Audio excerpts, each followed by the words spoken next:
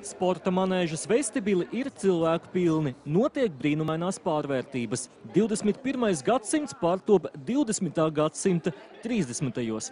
Precīzāk 1935. gada Ženēvā, kura noritēja cīņa par Eiropas basketbola karaļa titulu. Latvijas iedzīvotāji bija lūgti atsaukties masu skatu filmēšanai, lai atveidotu skatītājus, tehnisko personālu, fotogrāfus un citus personāžus. Pieteicās daudzi. Šiem studentiem tā ir iespēja ieskatīties kino tapšanas aizkulisēs. Kāpēc gan ne sestdienā, svētdienā? Brīva diena. Var jau. Visi tērpi un it īpaši frizūras. Nav īsti ikdienišķi tērpi, vai ne? Tāda nepierast tādos savādākas tērpus. Vesta, žakete, vai ne? Laiks arī sutīgs ēnā vai karsts. Agrāk likās tas kaut kā savādāk, bet, kad viens dublis jau ietilda 7. reizi, vairs nav tik interesanti, bet, ir interesanti no malas arī paskatīties. Uzmanību mēģinājumam, it kā kameras, aiziet, Spānijām.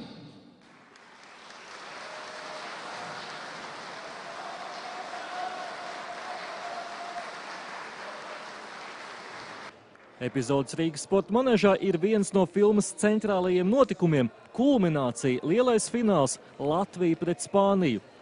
Ir grūti rekonstruēt, cik enerģiski un detalizēti tolaik notika spēļu komentēšana. LNT sporta ziņu moderators Jānis Traubergs mēģina iejusties Šveices radiofona komentētāja amploā. Pats basketbols pa sevi lēnāks tajā laikā nebija tik daudz spēka spēles, bet tas jau nenozīmē, ka līdz ar to komentārs lēnāks, jo ciņas spraigums jau no tā nemainās. Šitas man patīk. Tas ir šūrs, vecais labais šūrs. Viņš viņu varētu iekškotāt tādu. Neliels nianses no 1935. gada terminoloģijas. Saskaņā ar spēles protokolu toreiz bija nevis izlases, bet gan valstu vienības. Nebija Eiropas čempionāts, bet gan meistarsacīkstes.